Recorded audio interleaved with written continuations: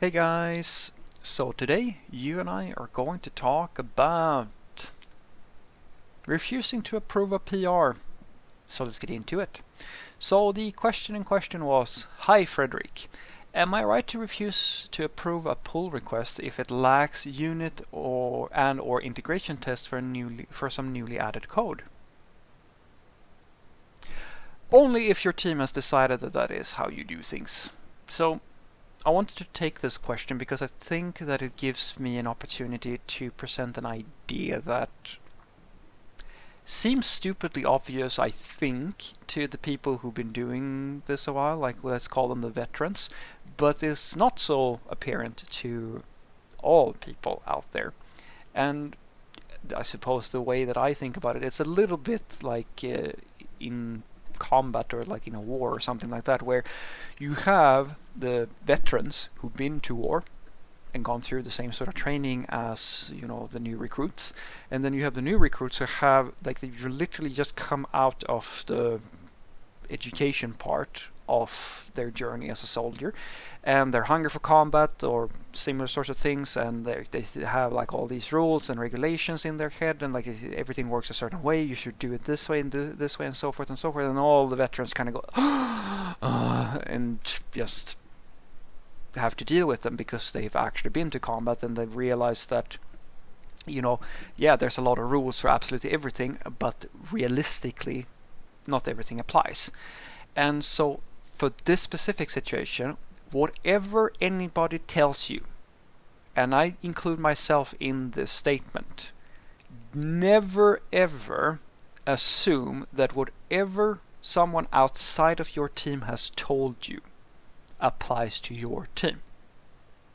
Unless you have a approval stamp or something like that for your way of thinking about pull requests, or how your mannerisms, or what's correct code, what's good code, bad code, all this stuff, guys, means absolutely nothing if the most important person in your team, which is usually your coworker or whoever has influence over your approval rating, because that is, trust me, a thing that is going to matter for your career, unless that person has said that, yeah, I agree with this, or that they share the idea that you have been presented with by whoever else, then don't assume that you are in the right.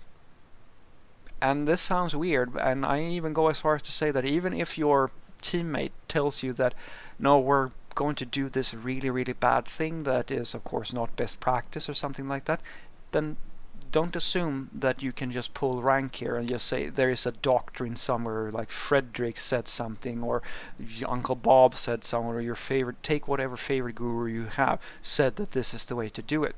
You can reference what we've said and suggest, ideally, if you're like me, not just reference a doctrine, actually understand why something is a doctrine or why there is a specific best practice and the purpose behind it, because if you have the purpose of the best practice, then you truly have an understanding of the best practice, and you can motivate rationally and reasonably why we feel this way.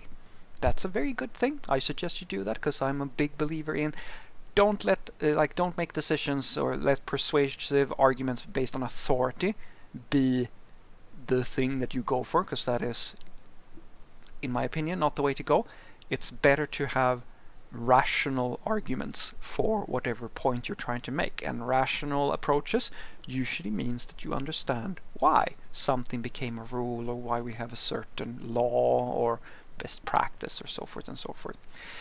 And the reason why I make all this drama related to not making any assumption about what's correct and what's not correct is because there are two layers that should influence your decision making. First layer is like the foundation of it all. As I said, that's the thing that you hear from people like myself, or Uncle Bob, or your clean code books, or what have you, things that basically are community accepted best practices. These should make up a fairly large amount of where you're basing your opinions about, because this might be or may not be more correct than what's happening in your team. The problem is that that's not going to help you all that much if all your coworkers hate you. And in some cases, you find yourself in a situation where your coworkers don't necessarily care about best practices in a given area, or they may feel differently about what is considered a community best practice. And so in such a situation, you don't have, like a free pass on being a dick to someone just because there's a book somewhere that said that you're allowed to. In software development, and in basically any corporate environment, I would go as far as to say, you will have to discuss it. Now you can, as I said, the best way is if you truly understand why a rule is a rule or why a best practice is a best practice, you can make rational arguments from your own perspective. And then if they need further persuasion, this is the thing that I always find most interesting.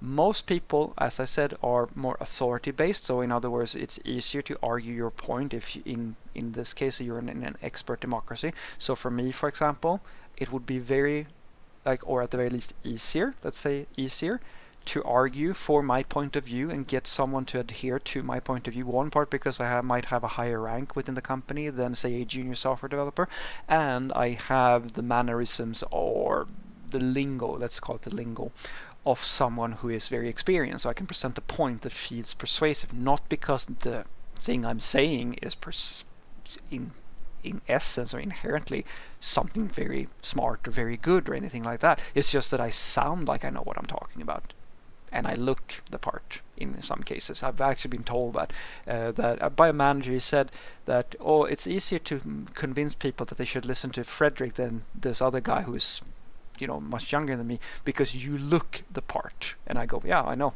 I look like I have an archetype that fits within the mental model for some people, for an IT person or someone like that. It's easy to believe that I've been old and bitter for a very long time. And so that's what I suggest that you do. Try to discuss the thing with your coworker, because whatever rule that you've heard from somewhere else, it doesn't really matter if your coworkers hate you, because then your rule is going to, it's going to keep you warm, that thought that you were right when they fire you. So what I want you to take away from this is that whenever you have some idea of like posting a PR because there's no testing or something like that, when you tell me something like this, I basically assume that you've heard this somewhere. Okay, there are no tests, therefore you cannot approve this pull request because it's bad code, right? These sorts of doctrines, guys, and the best practices that you hear, you should read them, you should know about them, but you should also understand that just as with any law or any regulation, there is what the law states very clearly or like very rigorously, and there's what actually happens. And in reality, there are no rule books or playbooks that are universally accepted as truth within software development, because software development software is made by people. Just as any text, any law book, any book that you know that has a set of rules that tells people how to do something, they will always interpret it their own way. And if you're lucky, you have the same interpretation of the thing. But if you're unlucky, you have people who either don't feel like it's a big deal to follow some rules or other rules and so forth. Everybody picks their own, as I like to say, every person picks their own reality. Always. Always, always, always. And the better you get at either making, as I said, persuasive arguments, ideally arguments that are based on rational thought and like things like that, the quicker you will understand how to reach people and make them see your point.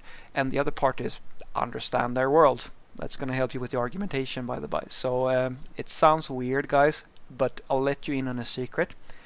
A lot of the time, you will actually do really, really well by not just grooming those soft skills that you hear about for the purposes of just talking to other people and being a nice person, but practice some persuasive, like take a course or so forth in rhetoric and understand how to construct rational, well-structured arguments. Because in the expert democracy I keep on talking about, guys, it's the person who seems the most reasonable and experienced that usually decides if you're going to go with React or Angular or Java or C# or whatever you have. Those decisions, guys, they're not objective. They're basically down to whoever had the most say in the matter and their personal preferences. Have a great day.